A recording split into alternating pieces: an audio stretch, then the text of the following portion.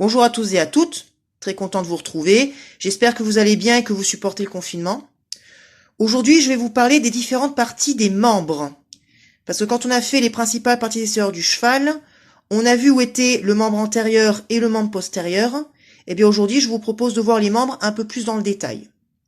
Alors quand on veut voir les différentes parties des membres, on a plusieurs solutions. Ou on va voir sur un vrai cheval, et là en ce moment avec le confinement, c'est pas possible. Ou on va regarder sur des photos, ou on regarde sur des schémas. Alors là, je ne pourrai pas vous montrer avec la statue parce qu'on ne verra pas bien. Donc on va faire avec des schémas. Alors voici donc nos schémas. Ce sont des schémas que j'ai scannés à partir de sujets de contrôle de quand j'étais en formation. On aurait pu utiliser le livre des galops, mais l'avantage avec les schémas qu'on a ici, c'est qu'il y a des pointillés pour délimiter les parties.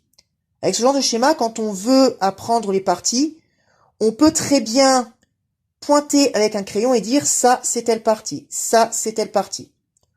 On peut tout simplement à l'intérieur de ces parties marquer un numéro, reporter ces numéros à côté et écrire le nom de la partie dans laquelle il se trouve. Ou tout simplement prendre des feutres ou des crayons et les colorier. Et là on va marquer en telle couleur c'est telle partie, telle couleur c'est telle partie. Ou bien tout simplement on colorie et on dit voilà, ça en cette couleur c'est telle partie. En cette couleur c'est telle partie. C'est ce qu'on va faire. Alors voici donc les parties des membres qui ont été coloriées. L'avantage c'est qu'on peut bien les voir ces parties. Maintenant on va passer à la description des parties de chaque membre. Alors on va commencer avec le membre antérieur. L'antérieur c'est celui qui est situé à l'avant. Vous vous rappelez? Antérieur ça s'écrit avec un A comme avant. La partie en jaune ici, c'est l'épaule. Là, on a le sommet de l'épaule. Ici, la pointe de l'épaule. En vert, c'est le bras. En violet, le coude, avec la pointe du coude. En bleu, c'est l'avant-bras.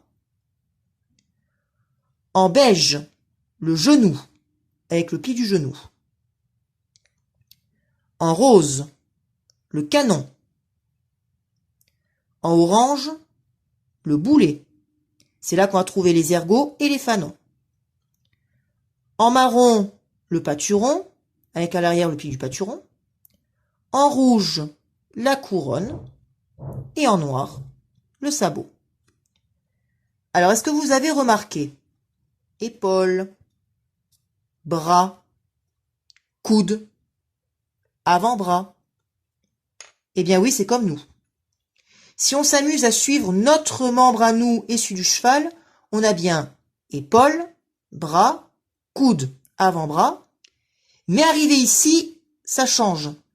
Nous, quand on arrive ici, c'est notre poignet. Le cheval, quand on arrive ici, c'est son genou. Le canon ici. Alors, est-ce que vous voyez le canon d'un revolver? C'est une pièce qui est toute droite.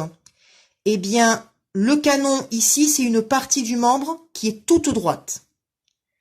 Pour le boulet, il y a plusieurs moyens mémotechniques.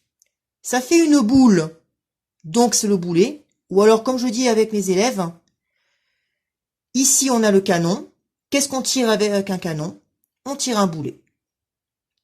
Ici on a le pâturon. La couronne, c'est là où il y a des poils qui partent un petit peu sur le sabot.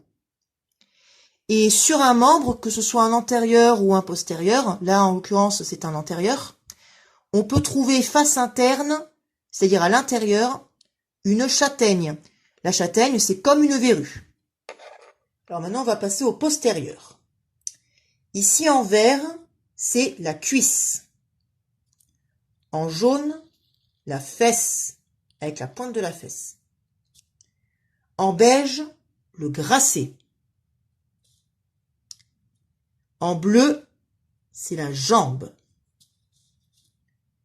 Ici en violet, faites bien attention, c'est le jarret. On a la pointe du jarret, corde du jarret,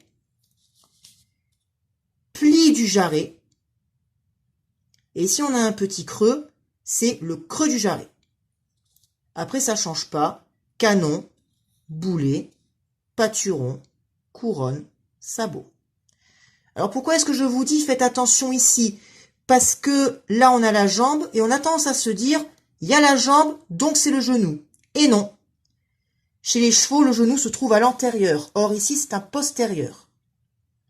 Donc là c'est le jarret. Alors je reprends. La cuisse, la fesse, avec la pointe de la fesse, le grasset, la jambe, le jarret, pointe du jarret, corde du jarret, pli du jarret, creux du jarret,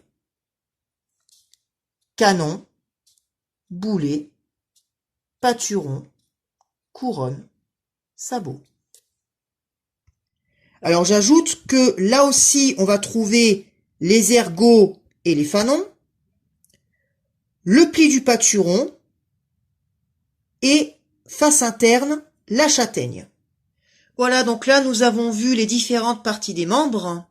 Faites bien attention quand vous apprenez ces parties à ne pas confondre le genou et le jarret. Voilà, il ne me reste plus qu'à vous dire à la prochaine fois pour d'autres découvertes. À bientôt!